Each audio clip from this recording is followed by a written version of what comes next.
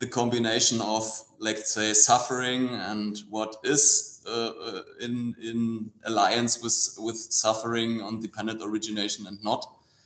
And it was pretty an amazing read till I came to the digital pages that are not really readable anymore. So yes, that's one of the things about the teaching of dependent origination or paticcasamuppāda. Parts of it were actually before the teaching of the Buddha. We can also see that paticcasamuppāda was in early forms different than the later forms. It seems like that over the time, the life of the Buddha, or the life of the Buddha's teachings, that we can tell which literature is older, that the Udāna and the Sutta Nipata seem to be the oldest, and there's a whole lot of evidence as to why that's true. Basically, I'm not a scholar, but the scholars say this, and it sounds right to me. Okay. And one of the points is that big, fancy, important suttas, like the Mahaparinibbana Sutta, which is in number 16 in the Khuddaka Nikāya, which is the whole story about the Buddha's death, getting sick and walking around, and who came, and the funeral, and all of that kind of stuff. Much of that is sparsely thinned out, but found in the Udana. So whoever wrote the Mahaparinibbana Sutta, they just did it out of research because the stuff was already there in various forms and places. And you can see that also, that various teachings, like one particular teaching, you'll see it in 5, 6, 7, 8 places. And the paticcasamuppāda teaching is so important to the teachings of the Buddha that, in fact, it is the exposition of the second noble truth. Is that you can find it in the Udana, but it doesn't have 12 steps there. It's got like 6, but you can tell that this is paticcasamuppāda. You can also see in certain suttas that it is done informally, in the sense that they're only talking about the important parts. That, in fact, I've given entire talks on paticcasamuppāda and not talked about all the various parts of it. Just take and focus on one little thing or 2 little things. And in fact, that's what we'll do later in this talk today. And then you'll find sutras that get very, very formal with it. The Khuddaka Nikāya number 15 is where the Buddha tells Nanda that it's profound and subtle, which is just another way of saying, Ananda, you've been with me for 25 years and you still don't get the point. And then there's a very heavy one, in the Majjhima Nikāya number 9. The name of it is actually right view, samaditthi. And that's the one that seems to be the most complex and the most detailed. And the surprise about it is that it only goes through the teaching of paticcasamuppāda one time, and it goes backwards. And it also starts with other things that give kind of documentation. In fact, Robert and I have kind of a schedule. We're going to do the Sutta number 9 in the Majjhima Nikāya. And then another. And then another one is Sutta number 38 in the Majjhima Nikāya, which is the Tanha Vibhanga Sutta. And in there, it does paticcasamuppāda 6 times, 3 times forward and 3 times back, but it's all done in kind of a coded language, almost as if that knowing this doesn't mean that you understand what it is, but it's done up and down and up and down. And the idea is that we teach it in forward order because that's the sequence of events. You start with A, you do B, you do C, you do D, and you get down to the end of it. However, it's to be practiced backwards. And why is that? Is because the mind is slow in the beginning. It happens And that so way. a long series of things happen before we wake up to it. And then when we get practice, a long series of stuff, but not so much, and then we catch on it again. As we get pretty good at it, then there is an understanding of it, because the student can actually experience each one of these things, and they're not magical, they're not mystical. It's just simply the way that the mind works. It's just a different translation. It's not magical. Right, it's not magic, but the magic stuff, in fact, the worst part of the magical stuff you could find in the Visuddhimagga, where there they talk about it taking 3 lifetimes. Well, that's actually correct, except that it's misleading. The 3 lifetimes is not 3 physical bodies with a deep, deep past, a long, lifelong present, and then a deep, dark future, which is the way that we normally think of it, 3 lifetimes. But the reality is the 3 lifetimes is the immediate past, this immediate fleeting moment of the present, and the immediate future. We're talking about a few seconds. Do you present and future stuff happens. Do you have any idea why in Buddhism, or the way Buddhism presents itself to the world, whatever the world is, in a way that is without this little key element of demagicalizing it? Because the problem is really, see this with the manuscript of Mein Kampf from Adolf Hitler. Mhm. They lost the license a couple years ago, Bavaria. They had the copyrights, and now it's free to do whatever you like with it.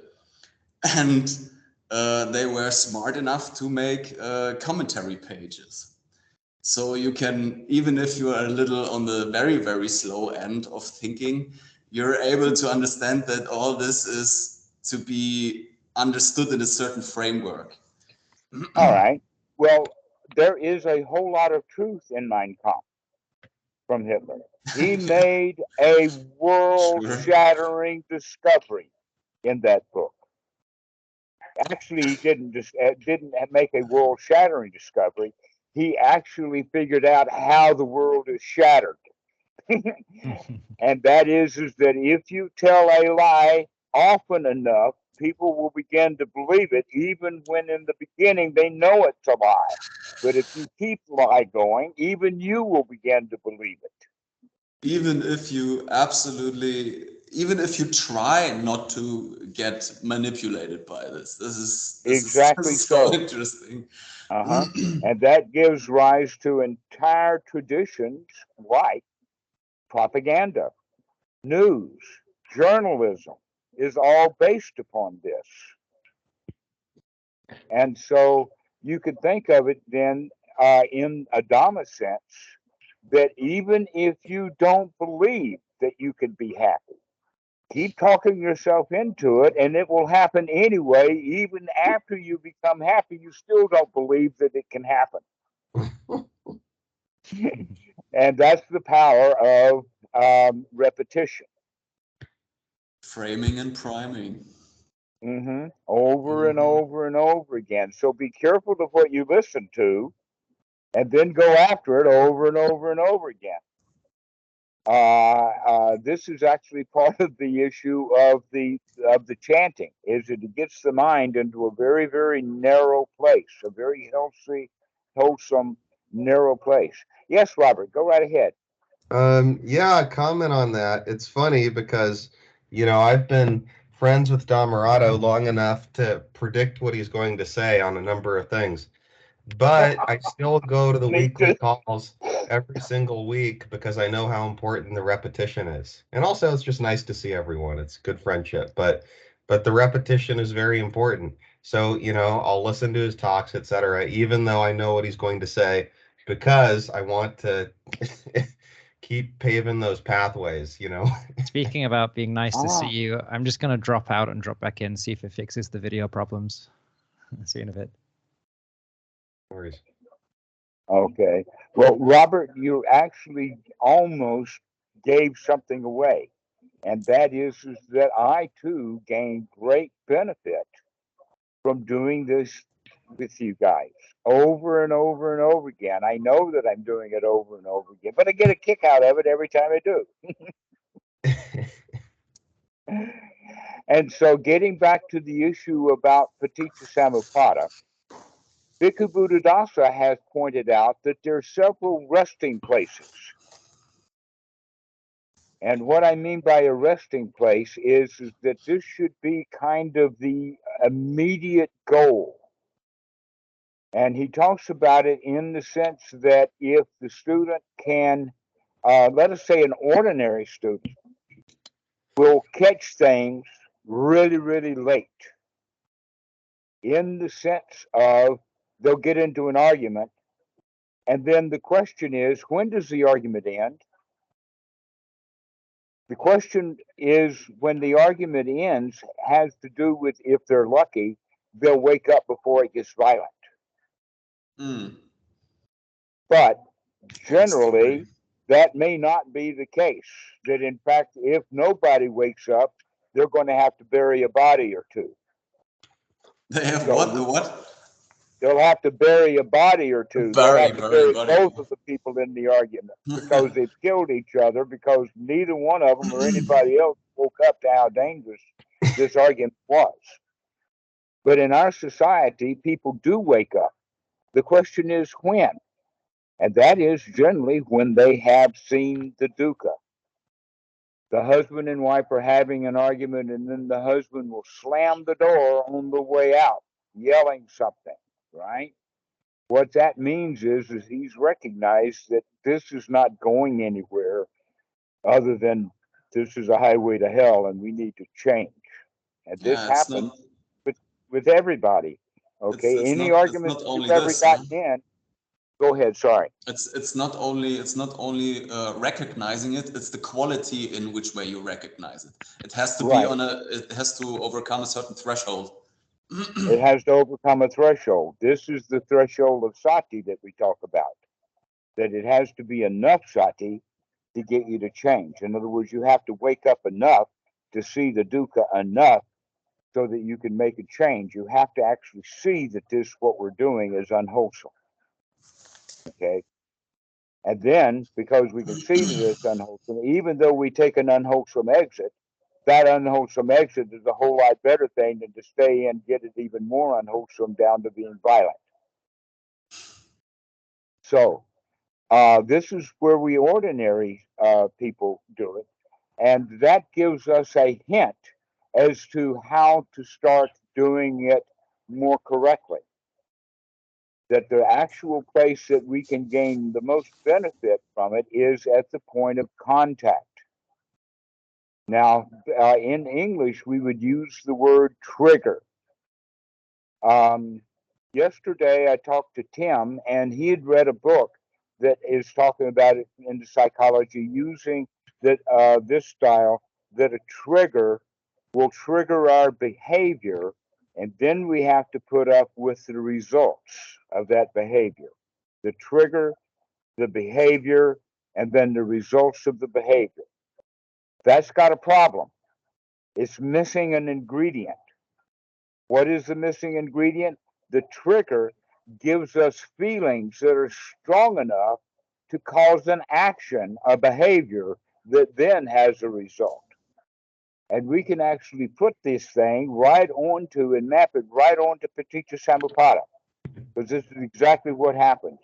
That in fact, you could say that the triggering that gives rise to the feelings, when we give the feelings, we like something, then we want it. This is the Vedana to the Tanha, and then from Tanha to Upadana. That's getting ready for the behavior.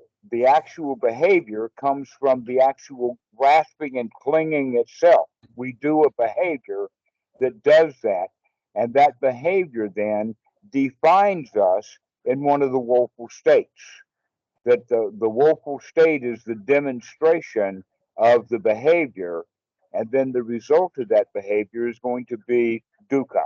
We don't like what happened with the behavior. Okay, so the example is that when two people are in an argument, when somebody finally recognizes that the result of my last behavior is not suitable for the state of mind that I want to be in, therefore let us stop it.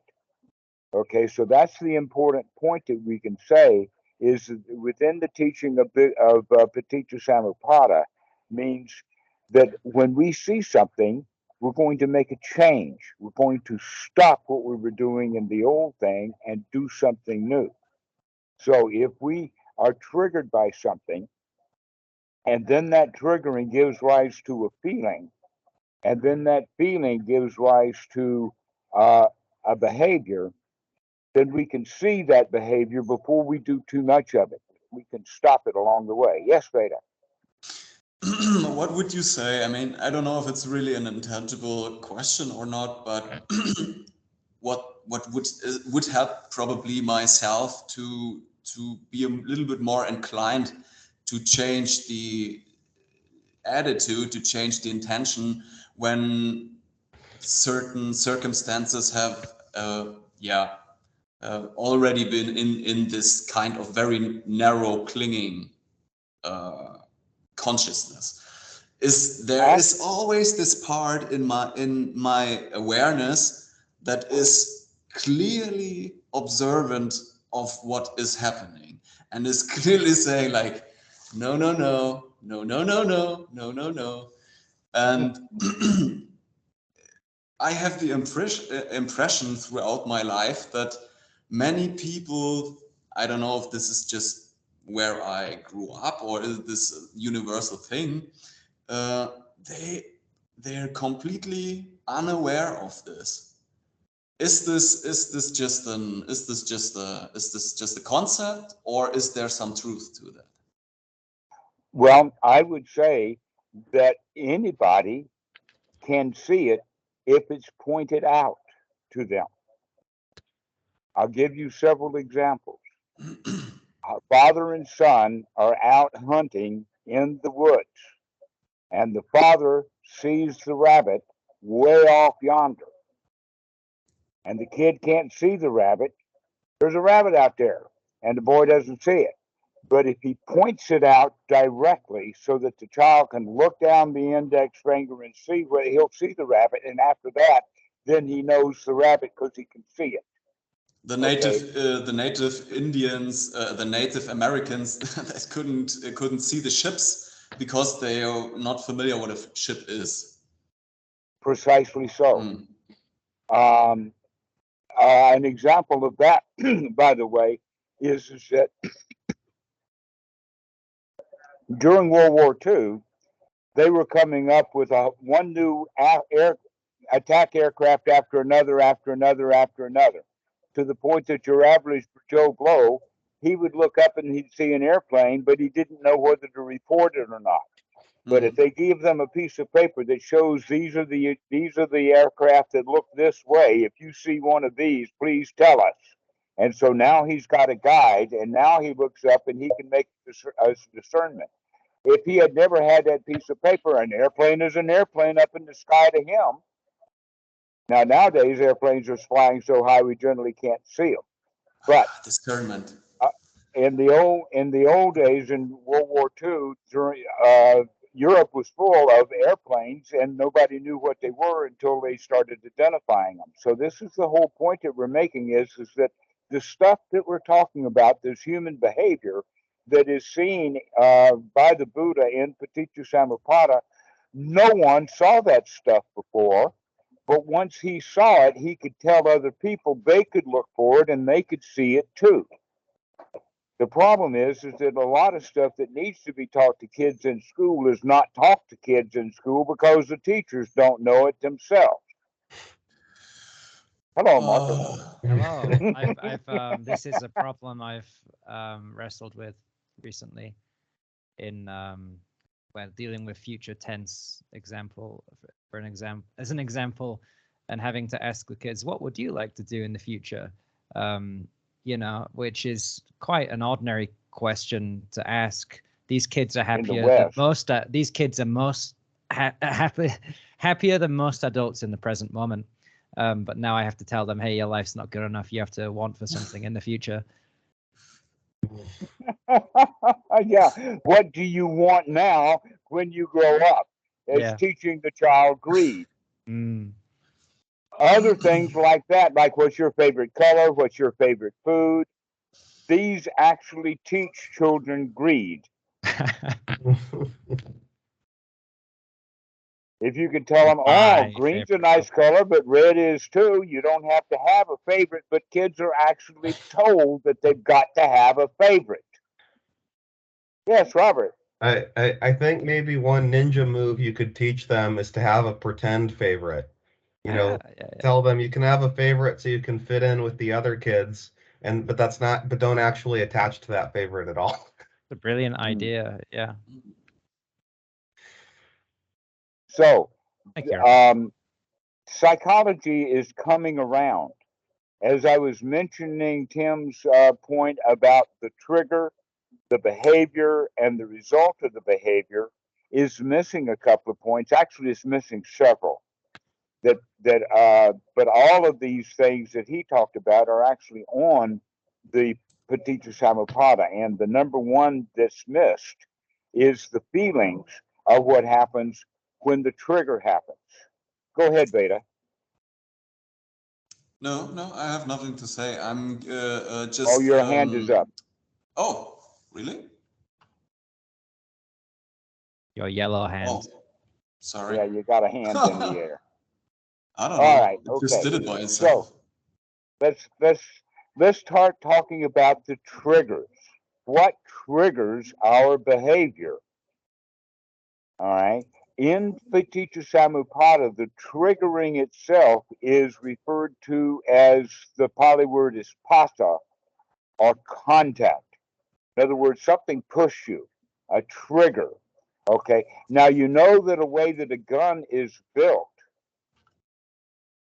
with bullets and all of that kind of stuff, that a huge amount of explosive force can come out of the end of the barrel because of a little bit of energy that was put to pull the trigger. That this is an actually amazing point. Let us talk about that. If a child wants to kill another child and all he's got is his bare hands, he's going to have a whole lot of trouble doing that. I mean, you've seen kids with no skills fight each other, and about the best they can do is make each other say uncle. But if the child has a knife, he can do a whole lot more damage and doesn't have to work nearly as hard. And then you give the child a gun, and he can do a whole lot of damage with just a little bit of hate and just a little bit of energy to pull that trigger. This is an important point for us to recognize, that these tools that we have, like a gun that has a little bit of energy, that trigger that shoots a bullet that has a huge amount of energy, is not actually the right way to look. In our system here, we have to say that trigger actually is hard to pull. Something's actually got to pull that trigger, because if it were really, really easy to pull, and for some people it is, then they're going to be going off very, very often. Most of us don't go off so often because our triggers are not so easy to pull. So the question is, what is it that pulls the trigger? The answer to that is, backing up a step in paticcasamuppāda, and that backing up is to the step of salāyatana. Now, the salāyatana is our understanding of the situation. Now, the situation can be external or it can be internal. Generally, it's a combination of both. And so the salāyatana is the result of our understanding, or the process of understanding, which we can call perception. So we see an object, then we try to figure out what it is, and then when we figure out what it is, that's the internal understanding or the image that we make, the salāyatana, and that's what gives the trigger. That's what causes, that's what touches. That's the fuse that gets lit. Okay, this is the trigger, and in the Pali it's called Phassa, or contact. Now the trigger that gets pulled then sets off the fire that's called feelings. The feelings can actually be a big feeling because it was a big trigger, or it could be a tiny little feeling because it was a tiny little trigger. So we can think of this trigger as just an event that sets us off. Once we get set off, the feelings are there. And if those feelings are ignorant, then we will process those feelings ignorantly. But if we have wisdom at that point of contact, if we know that this is a trigger that's getting pulled, then we are able to do something about it, even though the trigger got pulled. It's the kind of backwards engineering. Yes, this is why we're going backwards. And this is why Bhikkhu Buddhadasa says, wisdom at the point of contact. This is also the first jhana, is that we know the trigger. We know what triggered us, and that way we can control the way that we feel. That we don't have to feel the way that the trigger forced us to feel, or we don't have to for very long. An example would be an adult sees two kids fighting. Normally that triggers the adult, and he don't like the kids fighting. So what does he do? He goes up and fights with them. He yells at them. He fusses at them. He tells them, you shall not fight. Okay? That's done ignorantly. All he's done is seen a war and joined it. Because he didn't like the war, he joined the war. So another way of doing it is that when we are mindful at that point of contact, when we have wisdom at that point of contact, that we know what it was that triggered us. In other words, now the adult sees those two kids fighting and he doesn't like it, but he knows that he doesn't like it. And so now he can find a way of handling that situation wisely. And one of the ways of handling it would be howl with laughter and say, there you two kids go again. You're just having at each other. I hope you have fun. And that will help wake the kids up. In other words, he does not have to feel the way they felt because he was triggered into not liking the fact that they were fighting. This is a really, really interesting thing to do, is to start watching how you get triggered by things, what you don't like, and stay with the trigger for a moment. And don't go off into, I don't like it, therefore I've got to stop it. And My friend actually did this recently. Pardon? My friend actually did this recently. He's good friend, Dhamma friend. I work with him, and it's always nice to talk to. But he went to immigration, and some guy was getting really frustrated at the girl at the desk, and there was a monk there, and my friend could tell the monk was getting like frustrated at watching this thing unfold. So my friend, he's spent a lot of time in amongst Tibetan Buddhists, lamas and such. He walked up to the monk and just laughed, and completely diffused all the tension. Yeah, quite a funny story. Yes, you'd be surprised at how much laughter and joy mixed with the situation will improve it greatly. This is what actually I use the reference of lemonade. That, hey man, you're going to get triggered by lemons a lot. But if you know what to do with a lemon, you're going to put some sugar in it and make some lemonade. So, Veda, you got a hand up. this is exactly this is exactly the point or the situation mostly for me in my practice. It's not the lack of seeing what happens, it's more the lack of how do I deal with it in the mundane setting.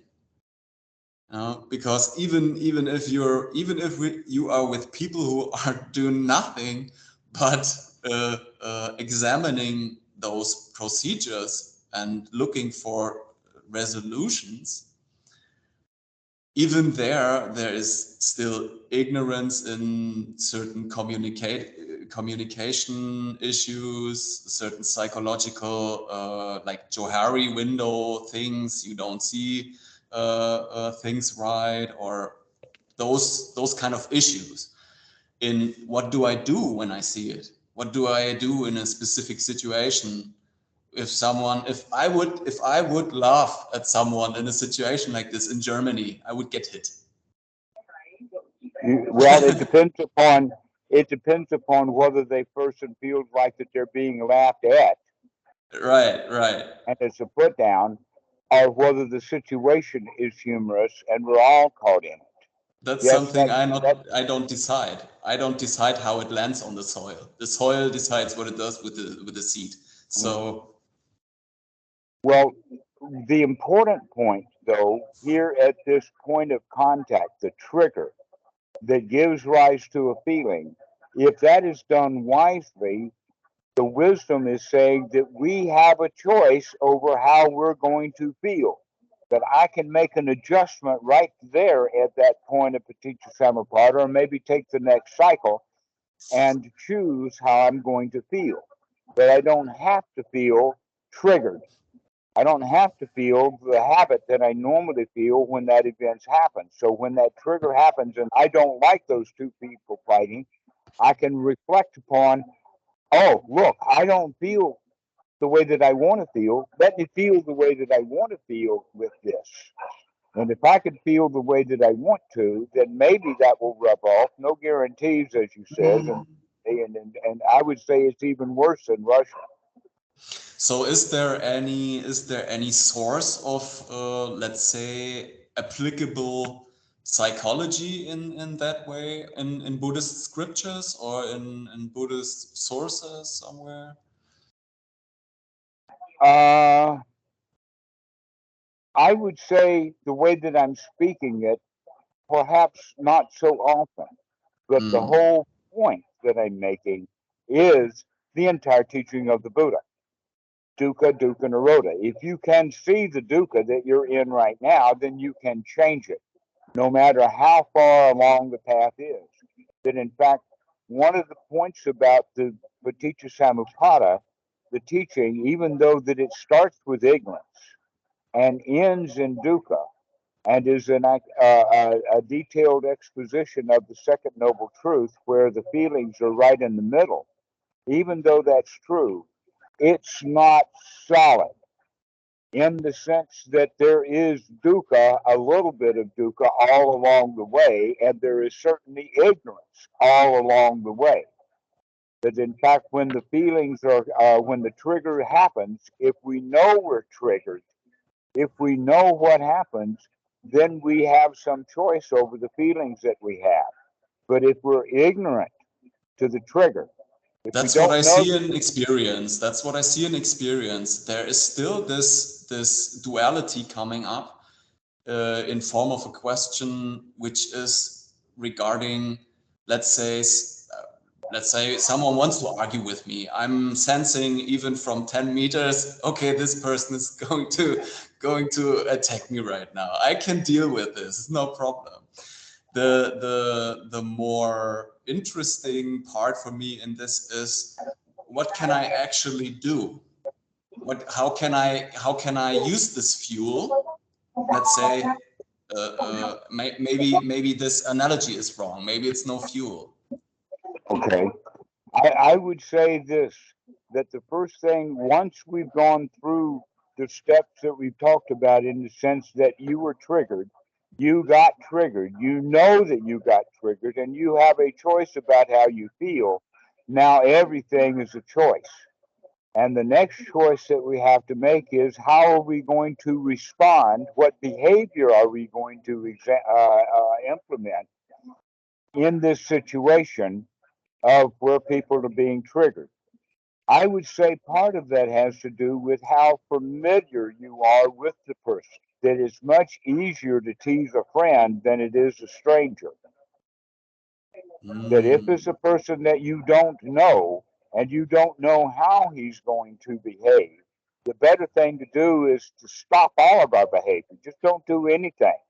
Mm-hmm. Divert your eyes, look at something else, walk away, do something other than this engagement, that we stop that engagement. That's possibly the easiest thing to do. May not be possible, but if it is possible, that's the way to handle it. It's just People chasing me. People chasing me. You have no idea.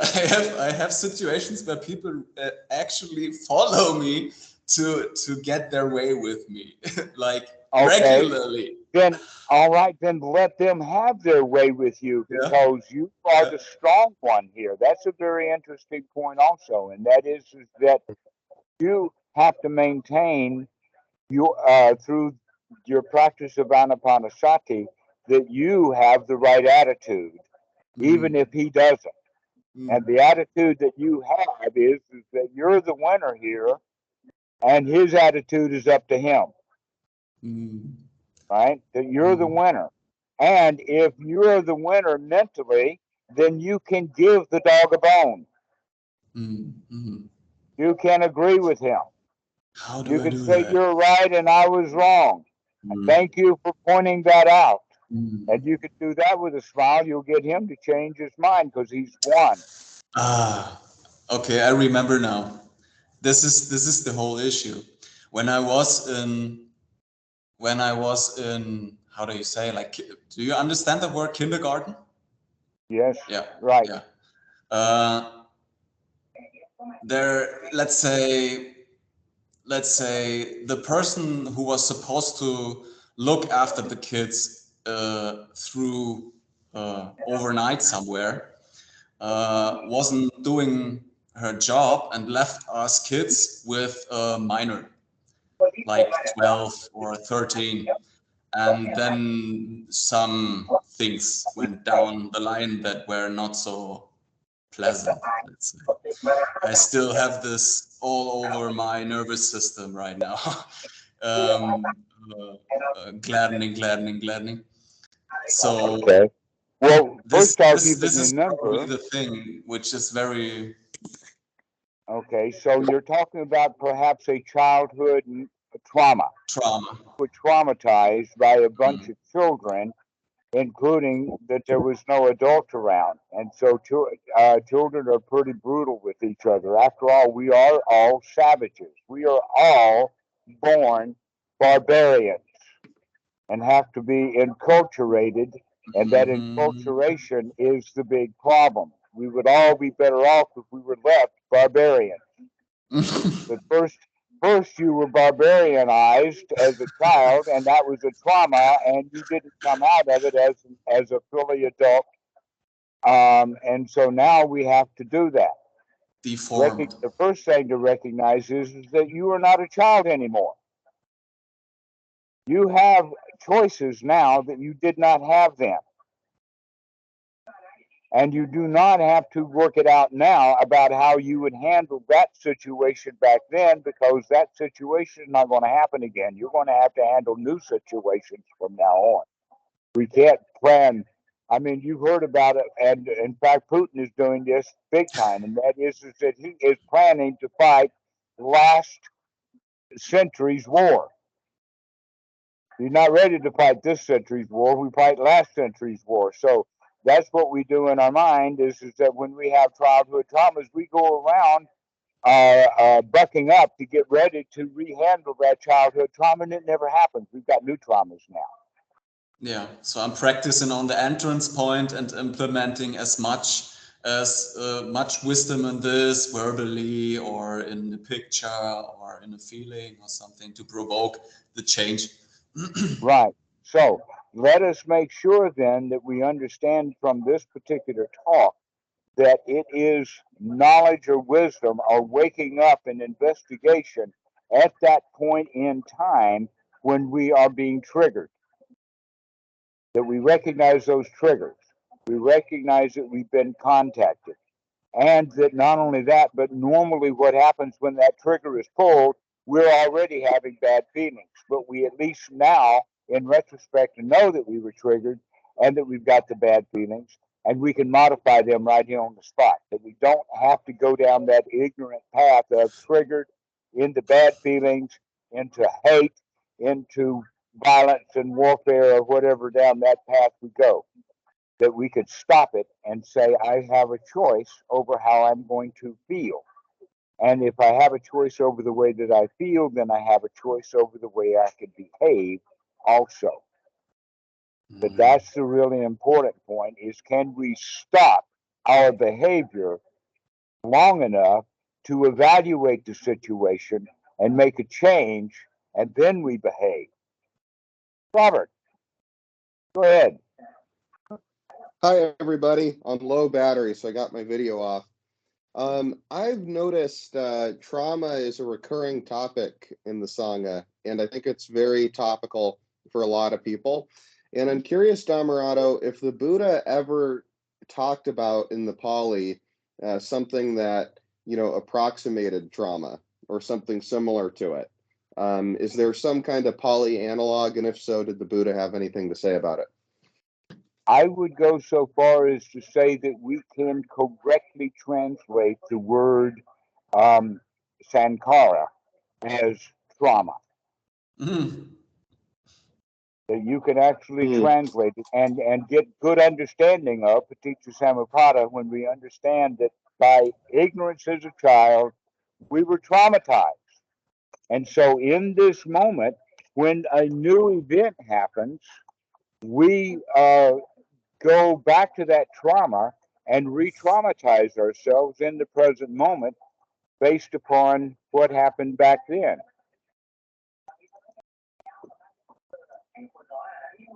So the trauma is the pile of crap that we're carrying around.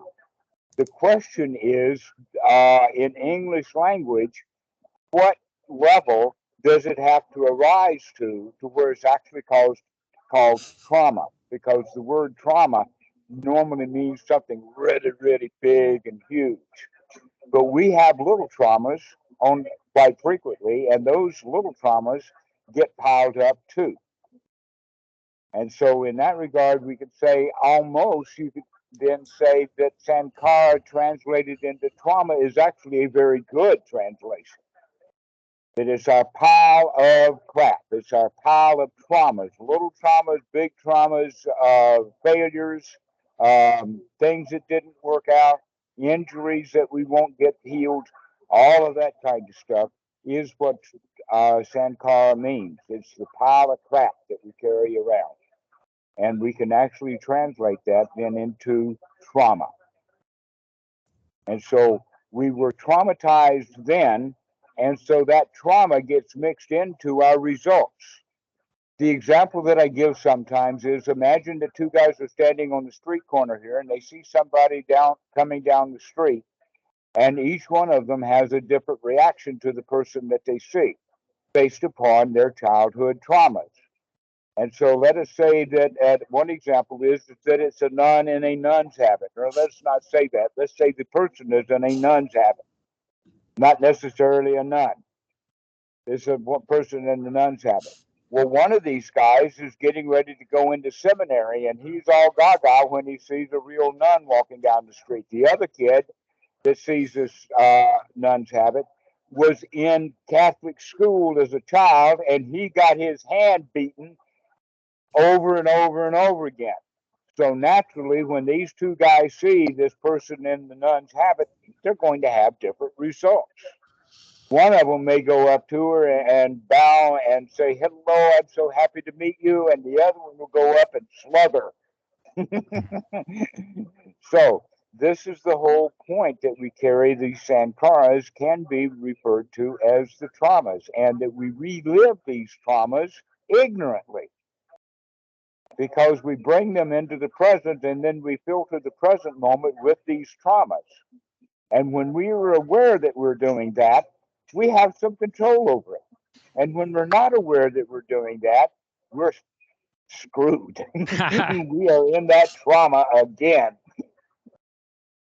And so this is why Bhikkhu Buddhadasa talks about that particular point in paticcasamuppāda is so important. Now, later in your practice, you'll find that this is not even the important point, but this is the starting point. Wisdom at the point of contact.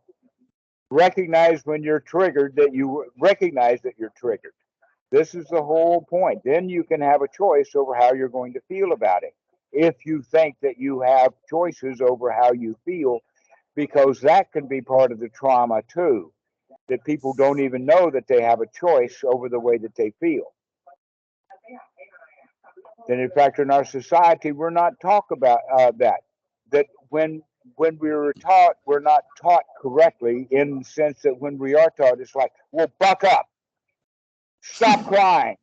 There's no reason for you to cry, kid. And we just traumatize the child again while she's crying, rather than comfort her and nourishing her and tell her everything is okay. There's no problems. There's no worries. You don't have to cry. I'm not going to hit you. But if you tell the kid, hey, if you don't shut up, I'm going to beat the tar out of you. Now, is that going to help the kid stop crying? No, it's going to traumatize them even more. Well, we do that to ourselves. We do that on the inside. We tell ourselves, you should not be traumatized, you should not, but we do it in a traumatizing way. We have to recognize that we've got a new choice, and the new choice is that we could choose how we're going to feel. We can feel nurturing, or we can feel like we need a little more trauma. Can you point out the mechanism behind it, the psychological mechanism, in what it's called in Western psychology? Do you know that on the top of your head? All I know is that they use words like triggers and anchors, and that we can use triggers and anchors to our advantage when we're doing it wisely, or we can use triggers and anchors to our disadvantage ignorantly. Trauma cycles, something like this. I just know it from the Hutu and this whole conflict there when they slaughtered each other. So, how do we practice then wisdom at the point of contact? How do we practice that? The answer is that we begin to, in a quiet place, start looking at the thoughts and the feelings that we have, recognizing that we can change those thoughts, and by changing the thoughts, we can change our feelings. So if you're sitting at the bus station and you're bored, and you're saying, oh, I wish the bus would come, I wish the bus would come, I don't like it because the bus isn't here, and who's got the problem, does it have a flat? We can have those kind of thoughts, and then we could wake up to it and say, hey, I'm going to be happy even if the bus doesn't come. That I can look around the room and I can see all these other bored, unhappy people, and I don't have to be bored and unhappy like they are. That this is actually just a mutual pity party. Everybody's waiting on the bus, and nobody likes the fact that they've got to wait. And here we are. We can change our attitude. We can change our response. In fact, we can talk to the person next to us. We can say, wow, that bus is really slow. Don't you just love it when the bus is slow? Yes, Carl. I noticed one thing is that when you try to control like a lot of your environment, you waste so much energy, and then you get really, really tired, and it's really hard to maintain that mindfulness. So the control thing is what usually gets, at least to me, is like trying to control every little variable. And as soon as you release that control, you have so much more energy to enjoy your whole surroundings and everything else. It's just, whatever. Right. That's a very important point that we can say, that when we can recognize that all of that controlling that we're trying to do is because of the ignorant triggers that have happened, and we're into the feelings of wanting to control things. Once we recognize that we want to control things, we can say, stop. Let me have fun watching things out of control. I don't have to control them. That I can change the way that I feel about it. And that we do this in two different ways on two different occasions. One is when we're in silence, when we're in seclusion, and we can watch the detailed workings of the mind, so that we can then, with this practice, actually do that when the real triggers come, when the gorillas happen by, when the circumstances you feel need to be controlled. That's when we need the mindfulness the most. That's when we need to take the opportunity to stop what we're doing and reassess how we feel, so that we can feel the way that we want to feel. Because if you can feel the way that you want to feel, then you're in control of the situation. It's only when we are out of control with our feelings that we're also out of control of the situation. Yeah, Veda, go ahead. Is there anything checklist-like in the mundane way to reassess those things? Because I see if certain circumstances don't change over a very long period of time, the quality of the gladdening the mind, of the whole process of meditation in walking, meditation in using it in when Sankharas come up, etc. The quality gets a little bit more gross to keep I would things say together. it like, right, I would answer it like this, and that is that we don't have to worry about the future. We don't care really, and we don't really have any control, especially right now, about the future. That we can only control the future when it's the present moment. It's no longer the future, when it becomes the present. And we can't control everything in the present moment, but we can control what we're thinking and how we feel. So the This is repeated what wisdom, the repeated action of making this wisdom available for the mind. And right. And so a habit will build up. In other words, if you can do it one time after another, after another, after another, then the likelihood of next time you can do it again. This is why we want to practice, the repetition, the doing it over and over and over again, of wisdom at the point of contact, recognize that you don't like it, and change the way that you feel. And say, well, this is quite a show that's going on here. I don't have to feel bad because I don't like the show. We don't know what's happening in Act 2. We only know what's happening in Act 1, what's happening right now. Let's enjoy the opening. taking Robert's statement for myself now, it's so interesting to see how in the mind itself, if I'm attending those calls and over again using the Eightfold Noble Path, I mean, this is what I understand you were talking about right now. Mm-hmm. How many different anchors you can create through Yes. this repetition, right?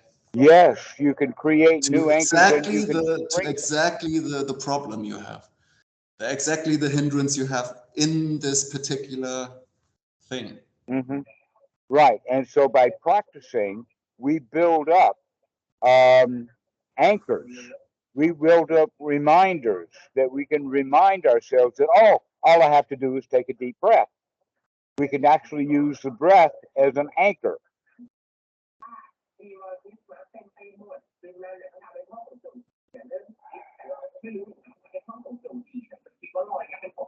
Everybody take a deep breath.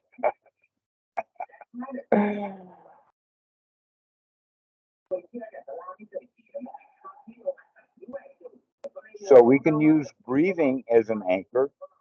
I remember one time when I was in high school, the idea was that I wanted to have a cross tattooed onto my hand, because I thought that if I had that cross tattooed on my hand, that would remind me to be a good boy. But it was pointed out to me that a whole lot of people have those crosses tattooed to their hands, and they're not better boys. In fact, having a cross on your hand is almost a guarantee that you're not. And when I understood that, then I decided at that time that it was not a good idea to have a cross tattooed on my hand. It is not necessarily a good trigger. that we have to find good triggers or good anchors. And the breath is a really, really excellent one, because we're doing it all the time. All we have to do is to wake up to that we're taking a breath. And so why not make it a really good one? Noise is also possibly an anchor. That if you're out in the woods doing nothing, sitting by yourself, and then you hear a kaboom or something, then that's the time to wake up. Wake up, be alert, notice what's going on. Because normally what will happen at that time is when we are in that place and something goes boom, fear will come up, because when we were traumatized by sounds when we were a little kid. And so some noise happens and we become traumatized. And so now we're adults and we hear some noise, recognize that that is a trigger, but we can use that trigger wisely, in the sense of now it's time to wake up and investigate what's going on. Why was that noise there? As opposed to immediately jumping into fear, which is what we would do because of the ignorantly that triggered us into fear. Wisely, mindfully, we can recognize now is the time to wake up. I need to be awake right now. Let's look at what's going on. And this can be done. This is the way that we want to treat it when we are around other people. That we can actually, Dhamma dudes should be able to go with the attitude that any place they go is a dangerous place, because you have ordinary people with ordinary feelings who don't know the triggers that they have. So we can easily make sure that we're not going to be triggering other people. We can figure out that if I've got these particular triggers, then I should not go around triggering other people by doing that kind of behavior. So we don't trigger other people because we're mindful.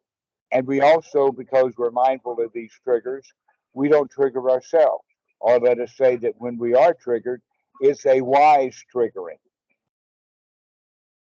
This is right in the middle of paticcasamuppāda. This is the teaching that the Buddha has, that Bhikkhu Buddhadasa talks about is so important. This is the really important point in the teaching of paticcasamuppāda, is this idea of wisdom at the point of contact.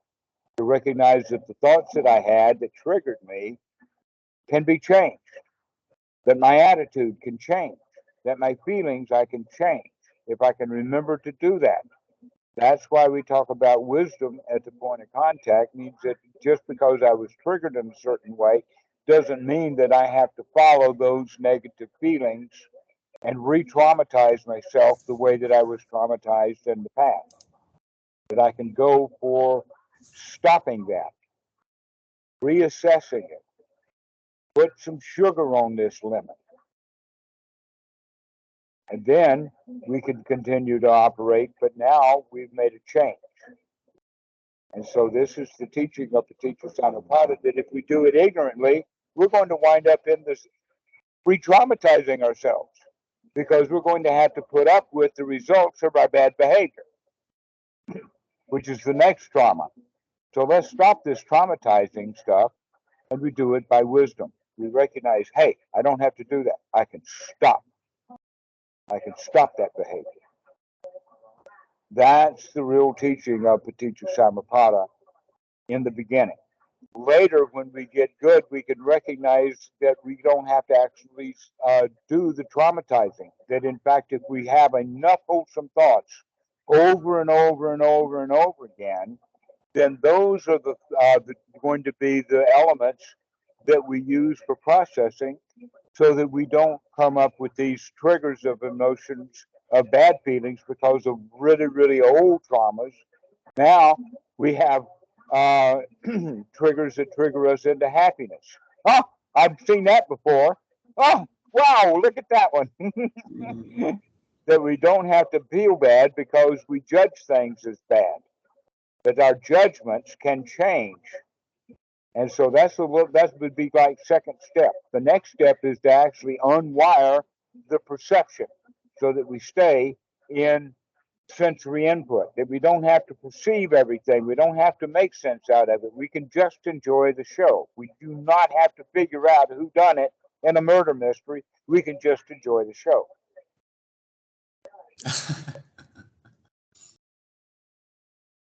Yeah, you've got your hand up. I don't want to go completely Perry Mason on you right now, but one thing. Go right ahead. Is there any? I mean, this is a question for all of you guys. Is there anyone who has any source for like really exemplifying over and over again with ordinary human interaction examples how to deal in a socially accepted way with people from different cultures, different communication styles, and so on? Because the problem is that the information is so scattered.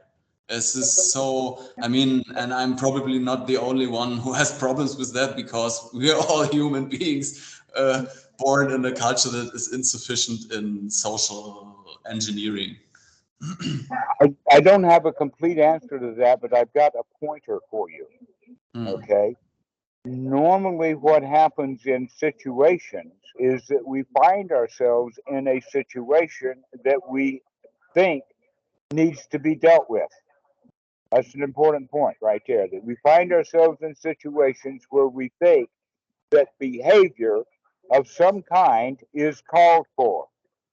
That too is part of the trauma. That when we were children, we were actually required, the teacher would call on us, put us on the spot. We felt like we had to do something. The bully comes up and he bullies us, and we feel like that we've got to do something. Right? Guess what? As an adult, as a winner, we can recognize that I don't have to do anything. Let him scream in my face. Let him traumatize me as best he can, and I don't do anything. I don't answer him other than perhaps a smile. I don't have to do anything. I can stop my behavior. We are not required to behave, but we think that we are because of old traumas.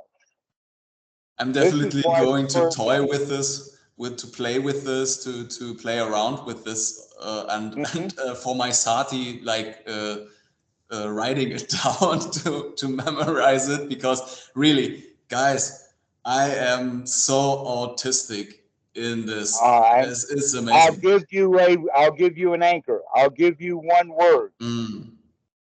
Okay, this is a word that the Buddha used, and he used it on several suttas, and I won't go into the suttas, but I'll give you the word now. The word is stop.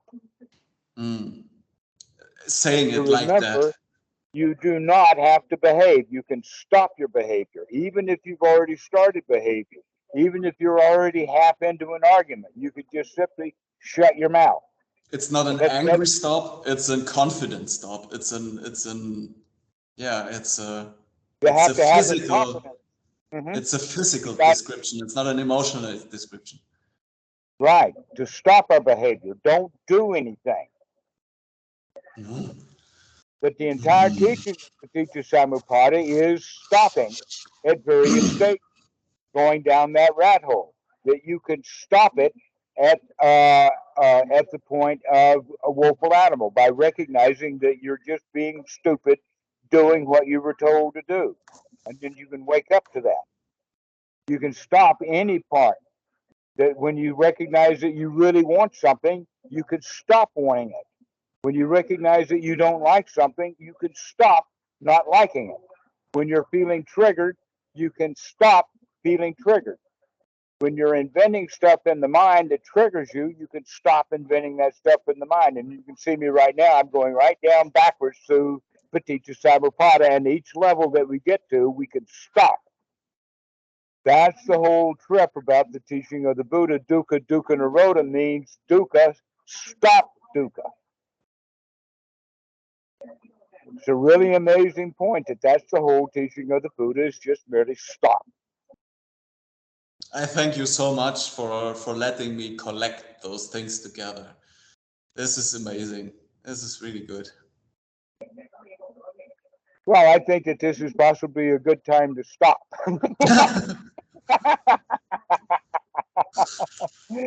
So does anybody have any comments?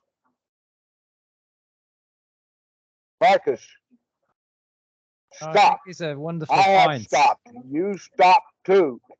That's a quote out of the Sutta, by the way. It is.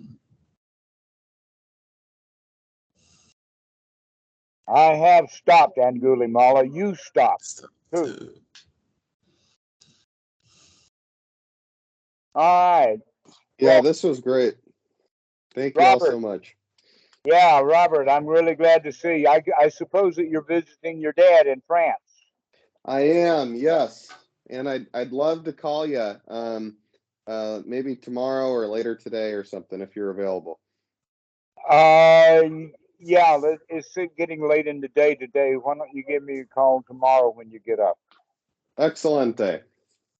Excellent. All right. So, Yasin has joined. Hi. You were just about to finish. I thought that it was, I didn't look at the screen close enough, and now I see that Yasin. Everybody say hi to Yasin. Oh, I've been here for 40 minutes, so I did get a lot out of it. Hi, Yasin. All right. Eric, Too much absorption. I don't even know who you are.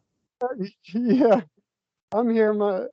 My battery is getting low, and I was being triggered by mosquitoes, so I set up a fortress around myself and and have stopped the triggers of mosquitoes. Arjan mosquito. Right. Well, you look like you're in a beautiful jungle there, in a Thai jungle, somewhere around the house here. I'm in the back. Uh-huh. Ah, okay. All right, guys. Well, we'll see you next time. This has been a great talk, but we'll stop now. Sadhu, sadhu, sadhu. Woo. See you, everybody. Goodbye. Goodbye. See you guys. Take care. Bye-bye. Bye-bye.